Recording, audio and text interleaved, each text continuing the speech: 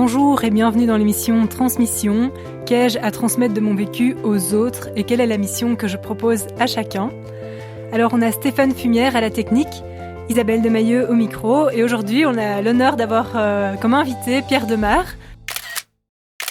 Docteur, un jour je marierai un ange. On fera l'amour dans les nuages, en priant pour que rien ne change. Tu sais, une histoire ancrée dans les âges. Docteur, un jour... Comment est-ce que tu vas, Pierre, aujourd'hui ?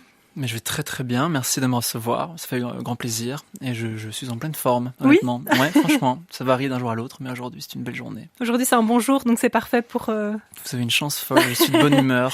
Ah mais on va en profiter, parfait. Alors, est-ce que tu peux un peu nous décrire ton style ? Donc toi, tu es auteur, compositeur et interprète, Ouais, si j'ai bien absolument, compris. tout à fait. Quel est ton style musical, artistique ? Style musical, artistique, bonne question.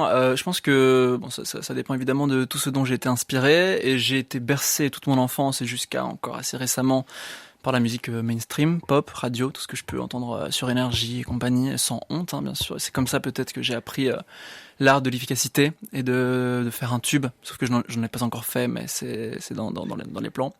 Et en plus de ça, j'ai découvert un peu plus récemment, je me suis refait une culture grâce à mes amis artistes qui m'ont fait découvrir depuis 1 ou 2 ans les plus grands classiques de la chanson française, des France Gall, Barbara et tout ça, que j'adore et que j'écoute donc voilà. Je le dis sans honte, hein, mais jusqu'ici j'étais tout à fait inculte et depuis peu je redécouvre tout ça et puis la chanson anglophone des années 70, les Supertramp, Elton John, ça j'adore, ça me berce. Et donc je pense que ce que je fais aujourd'hui, je dis pas que je m'inspire de tous ces gens-là, mais c'est un mélange de cette pop très efficace que j'étais habitué à écouter toute ma vie, avec en même temps peut-être une recherche artistique un peu plus développée que je vais chercher chez tous ces artistes que j'écoute et que je trouve incroyables. En chanson française actuelle, il y a Stromae qui est trop fort, qui n'a plus rien sorti depuis longtemps, mais pour moi c'est un génie. Qui d'autre? Pomme fait de très belles choses. Yel, j'adore Yel. Mhm. Donc voilà. Alors que si je dois définir ce que je fais, je pense que c'est de la pop francophone. De temps à autre expérimental et puis quand même l'idée c'est d'envoyer quelque chose qui soit efficace et accessible à tous mais qui me plaît, hein, c'est ce que... On espère, ouais. Bien sûr. Et d'où te vient cette idée de te lancer comme artiste, chanteur ? Alors c'est une idée qui est venue très naturellement quand j'avais 11-12 ans, j'ai écrit ma première chanson, c'était dans une sorte d'anglais qui n'existait pas réellement, c'était du yaourt en fait, et j'avais GarageBand sur un iPod Touch, comme beaucoup de monde, et j'ai découvert comme ça l'art de la composition, donc d'abord des boucles et puis je chantais par-dessus, et j'ai publié ça très très vite en fait. Moi j'ai jamais eu peur du ridicule, en l'occurrence très jeune, je publiais, et ça ressemblait à rien, mais c'était pas très grave parce que à 12 ans on n'a pas vraiment idée de ce qu'est la bonne ou la mauvaise musique, si ça existe même.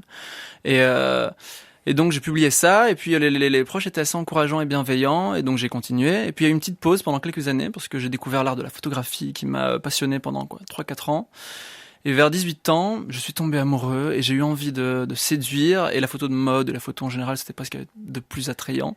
Et donc je me suis dit, tiens, essayons de réécrire une chanson, et j'étais inspiré par plein d'artistes que j'adorais à cette époque-là. Et donc j'ai écrit un premier morceau en anglais, qui s'appelle Judas. Après ça, je suis passé au français, un peu par hasard, parce qu'on me l'a suggéré. Et j'ai écrit un morceau potin absurde, qui est arrivé dans les oreilles en fait d'un label à Paris 5-7 chez qui j'ai signé, et la musique est devenue mon métier par hasard en fait, un petit peu comme ça. Et justement, comment ça s'est passé, cette rencontre avec ce label ? Comment est-ce qu'ils vous ont repéré ? Ils m'ont repéré en fait, donc moi je publie mes morceaux juste dans l'idée d'avoir l'attention de quelqu'un ou de même de plus de monde, mais sans grandes ambitions derrière. Et donc Potin Absurde sort et il atterrit dans ce qu'on appelle les playlists algorithmiques de Spotify, qui sont des playlists réalisées par des machines et des calculs, je sais pas exactement quoi, en fonction de ce que les gens écoutent, et ça arrive par hasard dans ces playlists auprès de plusieurs personnes, plusieurs acteurs de l'industrie musicale en France, qui m'ont découvert comme ça par hasard. Mais j'avais aucune envie à la base d'aller démarcher qui que ce soit, parce que je m'estimais pas du tout prêt et que j'avais qu'un morceau et j'estimais que c'était pas assez. Oui. Et donc c'est par hasard que c'est atterri dans leurs oreilles. Ils dans sont les venus bonnes à moi oreilles. dans les bonnes oreilles. Et donc il y a un type qui s'appelle Théo, Oui. qui est mon directeur artistique aujourd'hui chez 5-7, et qui m'a contacté sur Instagram en se présentant comme il était, et en me disant que le morceau lui avait plu et que c'était intéressant, et il serait très curieux d'en savoir plus. Et donc je l'ai eu au téléphone, je lui ai envoyé 2 maquettes. À l'époque c'est tout ce que j'avais Potin Absurde qui était sorti, et 2 maquettes qui ressemblaient à rien, et on a parlé quelques heures au téléphone, et puis j'ai eu au bout du fil le patron du label qui s'appelle Alan, et c'est la grande qualité de ce genre de label un peu familiaux, contrairement aux majors comme Sony et compagnie, c'est que tu as un contact direct avec le patron et avec tous les employés, et c'est très très très très cool comme ambiance. Et donc on a parlé, il a été convaincu par le projet, et la signature s'en est suivie. Donc j'ai été repéré, je pense, en mai 2020, ouais. Et en octobre j'étais signé. D'accord. Pour 2 albums. Et donc tu fais les allers-retours entre Paris et ici, c'est à Paris que ça se situe, c'est ça? Alors tout se passe à Paris, ouais. Ceci dit, moi en fait j'écris, je compose, je chante, j'enregistre moi-même en studio chez mon frère qui habite à Bruxelles. Ah, c'est une affaire familiale en fait. C'est une affaire familiale, hein, carrément. Ah bien sûr. Ah non, tout à fait, depuis toujours, c'est mon frère qui m'a poussé là-dedans, et lui compose depuis toujours.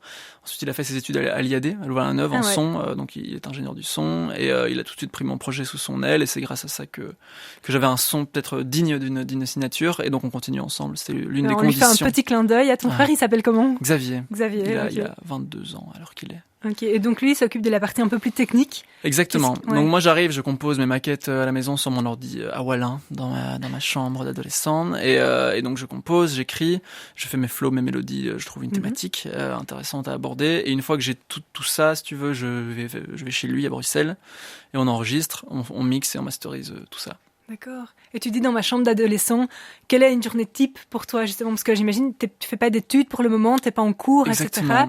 etc. Tu produis, comment ça se passe? C'est très compliqué en fait, parce qu'il faut parvenir à instaurer une certaine discipline dans sa vie, et je suis le plus mauvais pour ça, honnêtement. Le matin, à une époque, je me levais à midi tous les matins, et puis j'ai compris que c'était pas comme ça que ça marchait, que la musique en fait c'est du travail, et que l'air de rien, on s'en rencontrait rapidement si on veut aller quelque part. Il faut parvenir à se créer un rythme et à être productif. Et donc aujourd'hui, une journée type, je me lève mettons vers 9h, hein, ça dépend évidemment d'une journée à l'autre, selon ce que j'ai fait la veille aussi. Et puis je me lève, et soit je me pose derrière mon piano, donc j'ai un piano dans ma chambre sur lequel je claque des accords et j'essaie de trouver des mélodies, des nouvelles idées. Souvent ça part d'un yaourt, donc je raconte n'importe quoi sur une certaine mélodie, sur une certaine sur des accords en fait. Et à partir de ça, il y a des mots qui ressortent un peu par hasard. C'est souvent un peu la magie de la composition. Et à ce moment-là, il y a une thématique qui vient, et je me dis tiens, ça c'est intéressant, et j'essaye d'écrire un texte là-dessus. Et alors une fois que j'ai mes accords, ma structure, mon texte, je passe sur mon ordinateur, sur un logiciel qui s'appelle Logic Pro, et je compose. Et quand tu composes, on va écouter tout à l'heure un de tes morceaux, est-ce que ça parle de ton vécu? Est-ce que ça parle de tes ressentis?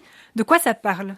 De plus en plus en fait. Alors j'ai la particularité de n'avoir pas vécu grand chose en fait, si tu veux. J'ai une vie assez calme, c'est-à-dire que j'habite en campagne déjà depuis que j'ai 9 ans. Avant ça c'était Bruxelles, et puis j'ai déménagé parce la famille s'est agrandie et ça devenait compliqué, donc on a trouvé en campagne une très jolie maison, une petite ferme. Et donc ça a commencé en racontant les histoires d'autres personnes, et je m'imaginais tout un tas de choses dans une chanson que j'ai écrite il y a un mois et demi. Je me prends pour un an et demi, pardon. Je me prends pour une sorte de Mac qui parle à l'une de ses employés assez mal, ce qui n'est pas mon vécu forcément. Et puis en fait de plus en plus, au fur et à mesure que je sais pas, que les jours passent, j'ai eu envie d'écrire sur moi. Parce que ça peut être libérateur, ça peut aussi être, je trouve, l'écriture et la chanson, c'est pour moi la meilleure façon de me mettre en avant en fait. Quand je le disais au départ, j'ai écrit pour séduire, et je séduis mieux en chantant qu'en parlant, je pense. Donc il y a cette volonté aussi de séduction. Bien sûr, derrière, bien sûr. Ouais. Et aujourd'hui, je pense que j'écris particulièrement ce qui revient assez souvent, et dans l'EP qui sortira en octobre et dans la suite. Beaucoup de rêves, beaucoup de fantasmes, tout ce dont j'ai envie, je l'écris. C'est pas encore du vécu à proprement parler, c'est pas, je parle pas de mon passé, je parle de mes rêves, je parle de mon futur, fantasmé, imaginaire. Et ça revient assez souvent, dans pas mal de morceaux. Et cette créativité, elle a toujours été avec toi, ou tu l'as découverte à un moment spécial dans ta vie? Il y a pas eu d'éléments déclencheurs particuliers. Je pense que je vais pas dire qu'on est créatif ou non, c'est horrible comme phrase, hein, c'est très imbu de sa personne, mais juste tu ressens que tu as envie de mettre sur papier quelque chose, et je pense qu'un peintre ou un dessinateur naît, et très vite il y a cette passion qui apparaît sans trop qu'on sache pourquoi. Et avec moi, c'était la musique très rapidement, et puis l'image un peu aussi. Donc maintenant, le projet combine 3 passions, qui sont la musique, l'image, la photographie et la mode. Et tout ça est apparu un peu à des étapes différentes dans ma vie. J'allais dire, en parlant d'étapes, est-ce que tu as ressenti directement cette confiance de se dire, voilà, je ressens ce besoin d'écrire, de partager, etc. Mais je me fais confiance, je me lance, c'est parti? Ou est-ce qu'il y a eu des étapes, ça s'est passé? En réalité, je suis toujours... donc j'ai jamais eu peur de publier quoi que ce soit, parce que je suis très très ouvert. commentaires et quand je vis quelque chose, je le raconte à mes proches et je suis quelqu'un qui a beaucoup de mal à cacher ce que je vis et tout ça. Et donc dans l'art, c'est la même chose, c'est-à-dire que j'écris et si j'estime que c'est plus ou moins bon, je l'envoie vraiment sans honte. Au contraire, j'ai des amis qui font des choses incroyables, vraiment incroyables et qui n'osent pas les sortir. Bon, c'est tout sauf mon cas. Maintenant, j'ai toujours eu ce syndrome de imposteur entre guillemets, du fait parce que je n'ai jamais suivi de cours de solfège, je n'ai jamais eu de cours de chant, de quoi que ce soit. Et tout ce que j'ai fait en musique, c'était des cours de batterie, mais c'est pas avec ça qu'on compose un morceau. Mais ça m'a pas empêché de publier quoi que ce soit. Et qu'est-ce qui fait que justement tu dépasses cette petite peur d'être imposteur ou de... Bonne question. Écoute, j'en ai aucune idée. En fait, je pense que j'ai beaucoup d'amour pour les retours que je reçois. Et souvent, j'ai eu la chance d'être très bien entouré. Et depuis que j'ai 8 ans, 9 ans, 10 ans, je ne reçois que du positif et que de l'amour et très rarement des commentaires qui pousseraient à arrêter de faire ce qu'on aime. Et donc voilà, je me dis que c'est ce que j'aime. J'aime faire ce dont j'ai envie depuis toujours et je le fais. Et puis... si ça dérange, que ce soit très bien. Mais toi, tu t'en fous, quoi. Ouais. Et on va écouter un de tes morceaux, justement, maintenant. Menteur, donc on est avec Pierre Demar dans l'émission Transmission. Maman, je mange moi-même. Hey, je plonge lentement, ça te fait de la peine. Hey, faudrait pas que tu diabolises mes rêves et mes dérives, toutes ces dames et leurs caprices, non. Et tu sais bien que ça m'attriste un peu, ce regard dans tes yeux. Promis, je fais de mon mieux. Maman, un jour je serai une superstar, sortir